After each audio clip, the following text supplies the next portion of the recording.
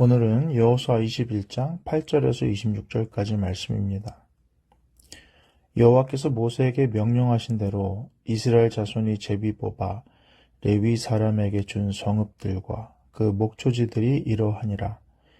유다 자손의 지파와 시므온 자손의 지파 중에서는 이 아래에 기명한 성읍들을 주었는데 레위 자손 중 그핫 가족들에게 속한 아론 자손이 첫째로 제비 뽑혔으므로 아낙 아버지의 아르바의 성읍 유다 산지 기럇 아르바 곧 헤브론과 그 주위의 목초지를 그들에게 주었고 그 성읍의 밭과 그 촌락들은 여분네의 아들 갈렙에게 주어 소유가 되게 하였더라.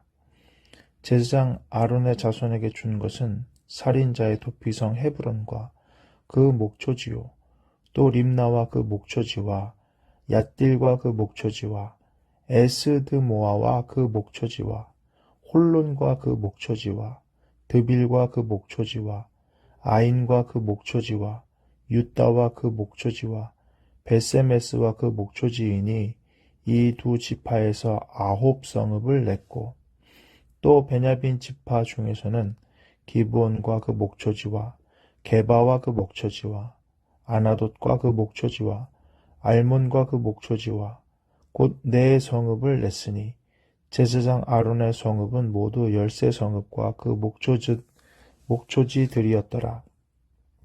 레위 사람인 그핫 자손 중에 남은 자들의 가족들 곧 그한 자손에게는 제비 뽑아 에브라임 지파 중에서 그 성읍들을 주었으니 곧 살인자의 도피성 에브라임 산지 세겜과 그 목초지요 또 게셀과 그 목초지와 깁사임과 그 목초지와 베토론과 그 목초지이니 네 성읍이요 또 단 지파 중에서 준 것은 엘드게와 그 목초지와 깁부돈과 그 목초지와 아얄론과 그 목초지와 가드림몬과 그 목초지이니 네 성읍이요 또 므낫세 반 지파 중에서 준 것은 다낙과 그 목초지와 가드림몬과 그 목초지이니 2 성읍이라.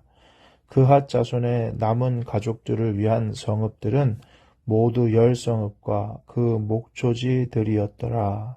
아멘. 오늘 말씀 레위 사람들에게 준 성읍과 목초지들에 대해서 자세하게 이야기하고 있습니다.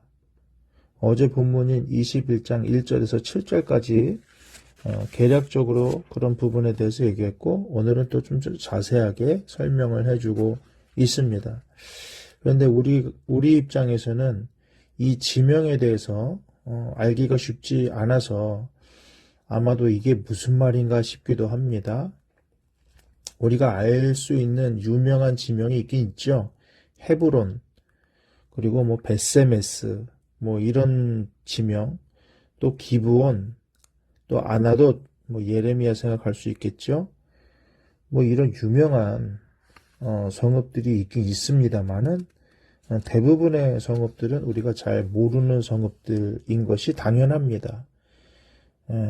그렇지만은 이스라엘 사람들은 이것을 읽으면서 아마 머리에 그려지듯이 위치가 들어왔을 것입니다.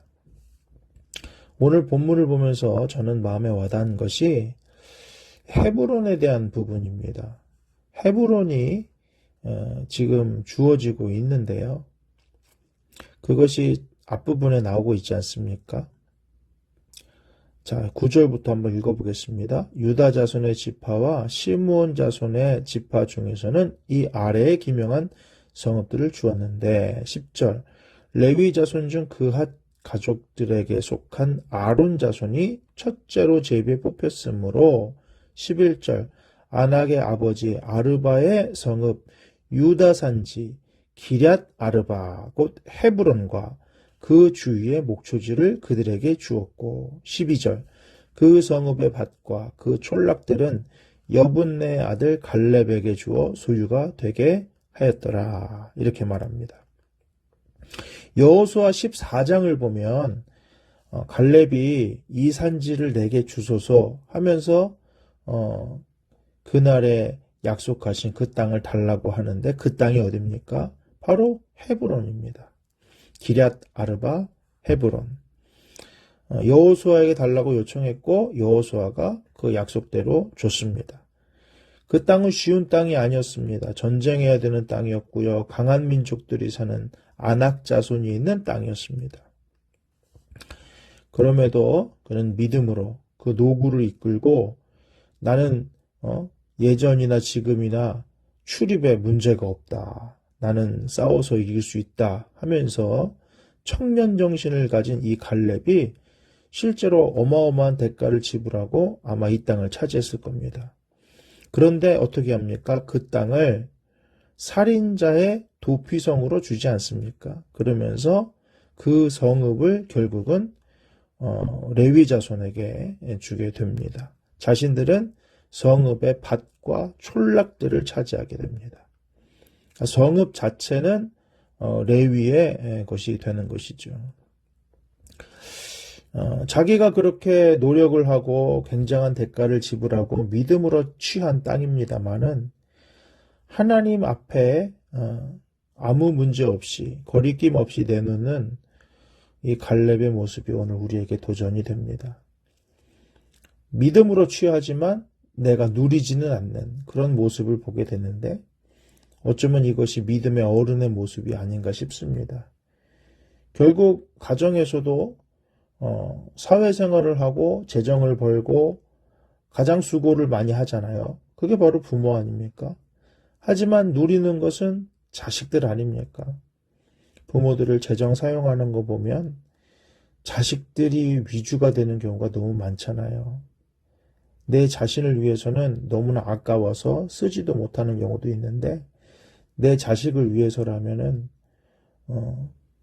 그 아까운 돈을 또 그렇게 쓰지 않습니까? 누리는 거는 자녀들이잖아요. 그게 어른의 역할이죠. 근데 가정에 어른이 없으면 어떻게 되겠어요? 다들 자기 쓰고만 싶지 누가 제대로 벌거나 모으거나 하지 않고 희생하거나 헌신하지 않으면 그 가정이 제대로 돌아가겠습니까? 마찬가지죠. 확대 가족이라고 하는 교회 공동체도 마찬가지고 누군가가 헌신하고 희생하고 누군가가 대가 지불을 했기 때문에 누군가는 누리는 것 아니겠습니까? 갈렙이 오늘 그런 모습을 우리에게 여실히 보여줍니다. 그 믿음으로 받은 헤브론을 내놓고 있다. 오늘 우리는 분명 내가 믿음으로 받은 것이고 내가 취한 것이고 내 수고가 들어간 것이고 내 믿음이 들어간 것이지만은 하나님 나라를 위해 나는 과감하게 이렇게 내놓을 수가 있을까? 내가 과연 하나님 나라를 위해 내놓을 것은 무엇인가? 고민해 볼 수 있는 저와 여러분이 되었으면 좋겠습니다. 또한 오늘 본문을 보면서 여전히 우리가 생각할 것은 이 레위 사람들이죠. 하나님께서 레위 사람들을 흩어놓으신 이유는 뭡니까? 그 당시에 법궤는 실로에 있었겠지요. 하지만 나중에는 예루살렘 다윗성에 있게 됩니다. 하나님 앞에 예배를 드리고 제사를 드리는 그런 메카가 바로 그곳에 있습니다. 그렇다고 한다면은 지금하고 다른 그 시대에 어떻게 하나님을 생각할 수 있겠습니까? 지금은 책도 많고 인터넷도 있고 여러 가지 통신시설도 있고 교통도 발달해서 원하기만 하면 얼마든지 하나님의 말씀, 하나님의 뜻, 도전을 받는 것, 예배에 참여하는 것 이런 것들이 너무나 쉬워졌죠. 그러나 그 당시에는 그것이 어려웠을 겁니다. 그들이 무엇을 보고 하나님을 생각했겠습니까? 바로 레위인들입니다. 하나님이 레위인들을 그렇게 이스라엘 각 지파에 흩어놓으신 이유는 그들이 바로 하나님을 상징하는 존재들이었기 때문이에요. 레위인이래. 왜 저들은 밭을 안 갈아요? 왜 밭이 없어요? 이렇게 물어볼 수 있잖아요. 하나님이 그들의 기업이야. 그들은 하나님께 드린 걸로 먹고 사는 존재들이야. 이렇게 설명을 하는 겁니다. 요새 만인 제사장이라 그래서 목회자들이나 교인들이나 다 제사장이다. 하는 일만 좀 다르다. 이렇게 생각하는 경우가 있잖아요. 그러다 보니까 목회자들도 그렇게 생각하는 것 같습니다. 그래서 이제는 이중직이 너무나 당연하게 받아들여지고 있지 않습니까? 목회자들도 뭐 택배도 하고 뭐 일도 하고 돈도 벌면서 그리고 시간 나면 또 목회도 하는 겁니다.